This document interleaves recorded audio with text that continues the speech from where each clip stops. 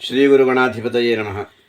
ಶ್ರುತಿಸ್ಮೃತಿಪುರಾಣಾನಾಂ ಆಲಯಂ ಕರುಣಾಲಯಂ ನಮಾಮಿ ಭಗವತ್ಪಾದಶಂಕರಂ ಲೋಕಶಂಕರಂ. ನಮಃ ಶಾಂತಾಯ ದಿವ್ಯಾಯ ಸತ್ಯಧರ್ಮಸ್ವರೂಪಿಣೆ ಸ್ವಾನಂದಾಮೃತತೃಪ್ತಾಯ ಶ್ರೀಧರಾಯ ನಮೋ ನಮಃ. ಗುರುಬ್ರಹ್ಮ ಗುರುರ್ವಿಷ್ಣು ಗುರುದೇವೋ ಮಹೇಶ್ವರಃ ಗುರುಃ ಸಾಕ್ಷಾತ್ ಪರಬ್ರಹ್ಮ ತಸ್ಮೈ ಶ್ರೀ ಗುರವೇ ನಮಃ. ಎಲ್ಲರಿಗೂ ಗುರುಪೂರ್ಣಿಮೆಯ ಹಾರ್ದಿಕ ಶುಭಾಶಯಗಳು. ಗುರು ಅಂದರೆ ಗುಕಾರಶ್ಚಾಂಧಕಾರಶ್ಚ ರಕಾರಸ್ತನ್ನಿರೋಧಕ ಅಂಧಕಾರ ನಿರೋಧಿತ್ವಾತ್ ಗುರುರಿತ್ಯಭಿಧೀಯತೆ ಎಂಬುದಾಗಿದೆ. ಗಕಾರ ಎನ್ನುವಂಥದ್ದು ಅಂಧಕಾರ. ಆ ಅಂಧಕಾರವನ್ನು ನಿವಾರಣೆ ಮಾಡುವುದಕ್ಕೆ ರಕಾರ ಎನ್ನುವಂತಹ ಅಗ್ನಿಬೀಜ ಅಂತ ಹೇಳ್ತಾರೆ. ತನ್ನಿರೋಧಕ, ಆ ಅಂಧಕಾರವನ್ನು ನಿವಾರಣೆ ಮಾಡುವಂತಹ ಪ್ರಕಾಶ ರಕಾರದಲ್ಲಿರ್ತದೆ.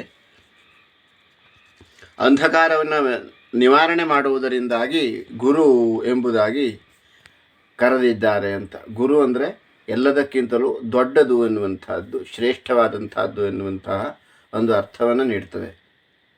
ನಮಗೆ ಹಾಗಾದರೆ ನಾವು ಯಾವ ರೀತಿಯ ಅಂಧಕಾರದಲ್ಲಿ ನಾವು ಬಿದ್ದಿದ್ದೇವೆ ಅಂದರೆ, ಅಜ್ಞಾನ ತಿಮಿರಾಂಧಸ್ಯ ಜ್ಞಾನಾಂಜನ ಶಲಾಕಯ ಚಕ್ಷುರುನ್ಮೀಲಿತಂ ಯೇನ ತಸ್ಮೈ ಶ್ರೀ ಗುರವೇ ನಮಃ.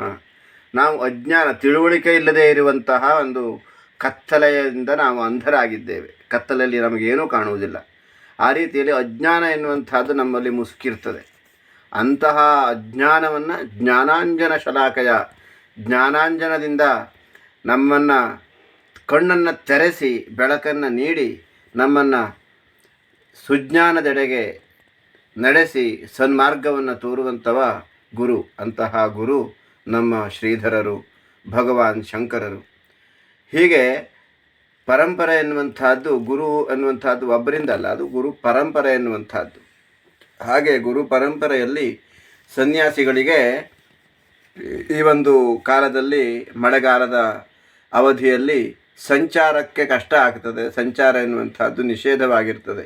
ಕ್ರಿಮಿಕೀಟಾದಿಗಳಿಂದ ಹಿಡಿದು ಪ್ರತಿಯೊಂದು ಕೂಡ ನಾಶ ಆಗುವಂತಹ ಕಾರಣದಿಂದಲೋ, ಸಂಚಾರಕ್ಕೆ ಸುಗಮವಲ್ಲದ ಪರಿಸ್ಥಿತಿಯ ಕಾರಣದಿಂದಲೋ ಹಿಂದಿನ ವೈಜ್ಞಾನಿಕವಾಗಿ ನಮ್ಮ ಹಿರಿಯರು ಸನ್ಯಾಸಿಗಳು, ಯಾಕೆಂದರೆ ಸನ್ಯಾಸಿಗಳಿಗೆ ಸಂಚಾರ ಧರ್ಮ ಅನ್ನುವಂಥದ್ದಿದೆ. ಆದ್ದರಿಂದ ಅವರು ಸಂಚಾರವನ್ನು ಮಾಡದೆ ಒಂದು ಕಡೆ ಚಾತುರ್ಮಾಸ ವ್ರತಸ್ಥರಾಗಿ ಆ ಭಗವಂತನ ಸಚ್ಚಿದಾನಂದ ಸ್ವರೂಪನನ್ನು ಚಿಂತನೆ ಮಾಡುವಿಕೆಯನ್ನು ಮಾಡ್ತಾಯಿದ್ರು. ಆ ರೀತಿಯ ಒಂದು ಪರಂಪರೆ, ವ್ಯಾಸ ಪೂಜೆಯನ್ನು ಮಾಡಿ ಇವತ್ತಿನ ದಿನ ಗುರುಗಳೆಲ್ಲರೂ ಕೂಡ ಚಾತುರ್ಮಾಸ ವ್ರತವನ್ನು ಗ್ರಹಿಸ್ತಾರೆ. ಅಂತಹ ವ್ರತದ ಮೂಲಕವಾಗಿ ತಮ್ಮ ಜ್ಞಾನವನ್ನು, ಆನಂದವನ್ನು ಅನುಭವಿಸುವಂತಹ ಕಾಲ ಎನ್ನುವಂಥದ್ದು. ಈ ಚಾತುರ್ಮಾಸ ಅಂದರೆ ಶ್ರಾವಣ, ಭಾದ್ರಪದ, ಆಶ್ವೇಜ, ಕಾರ್ತಿಕ ಎನ್ನುವಂತಹ 4 ತಿಂಗಳಾಗಿಯೂ, ಅಥವಾ ಈ ಆಷಾಢ, ಶ್ರಾವಣದ 2 ಪಕ್ಷಗಳು ಮತ್ತು ಭಾದ್ರಪದ ಮಾಸದ ಮೊದಲನೆಯ ಪಕ್ಷ ಅನಂತನ ಹುಣ್ಣಿಮೆಯವರೆಗಿನ ಕಾಲವೆಂಬುದಾಗಿಯೂ 2 ವಿಭಾಗ ಇದೆ. ಆಯಾ ಕಾಲ, ದೇಶಕಾಲ ಪರಿಸ್ಥಿತಿಗಳನ್ನು ಅನುಸರಿಸಿ ಆ ಒಂದು ಆಚರಣೆ ಎನ್ನುವಂತಹದ್ದು ನಡೆದುಕೊಂಡು ಬರ್ತದೆ. ಅಂತಹ ಒಂದು ನಮ್ಮ ಗುರು ಪರಂಪರೆಯಲ್ಲಿ, ಶಂಕರಾಚಾರ್ಯ ಪರಂಪರೆಯಲ್ಲಿಯೂ ಅದು ನಡೆದಿದೆ. ಶ್ರೀಧರ ಸ್ವಾಮಿಗಳಿಂದ ಹಿಡಿದು ಈ ಸಮರ್ಥ ರಾಮದಾಸಾದಿ ಗುರು ಪರಂಪರೆಯಲ್ಲಿಯೂ ಕೂಡ ನಡೆದು ಬಂದಂತಹದ್ದು. ಆ ಶ್ರೀಧರರು ಅಂದರೆ ನಮಃ ಶಾಂತಾಯ ದಿವ್ಯಾಯ ಸತ್ಯಧರ್ಮ ಸ್ವರೂಪಿಣೆ. ಶ್ರೀಧರ ಸ್ವಾಮಿಗಳು ಶಾಂತರು, ದಿವ್ಯರು, ಸತ್ಯಧರ್ಮ ಸ್ವರೂಪರು ಆಗಿರುವಂಥವರು. ಸ್ವಾನಂದಾಮೃತ, ತಮ್ಮ ಅಂತರಂಗದಲ್ಲಿ ಭಗವಂತನನ್ನು ಕಾಣುವ ಅಮೃತದಲ್ಲಿ ತೃಪ್ತಿಯನ್ನು ಹೊಂದಿ ಜಗತ್ತಿಗೆಲ್ಲ ಅನುಗ್ರಹವನ್ನು ಮಾಡಿದಂಥವರು ಶ್ರೀಧರರು.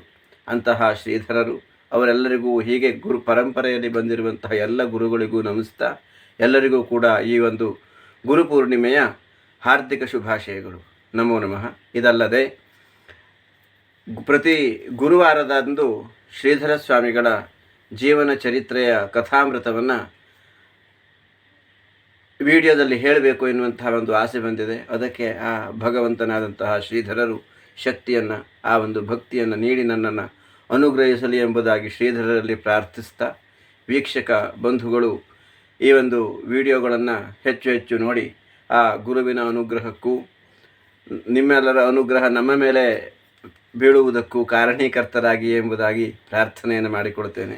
ವಿಡಿಯೋ ಲೈಕ್ ಮಾಡಿ, ಶೇರ್ ಮಾಡಿ, ಇನ್ನೂ ಸಬ್ಸ್ಕ್ರೈಬ್ ಮಾಡ್ತಾ ನಮಗೆ ಕಮೆಂಟ್ಗಳ ಮೂಲಕ ಮಾರ್ಗದರ್ಶನವನ್ನು ನೀಡ್ತಾ ನಮ್ಮನ್ನು ಪ್ರೋತ್ಸಾಹಿಸಿ ಎಂಬುದಾಗಿ ಎಲ್ಲ ವೀಕ್ಷಕರಲ್ಲಿ ಪ್ರಾರ್ಥನೆಯನ್ನು ಮಾಡಿಕೊಡ್ತೇನೆ.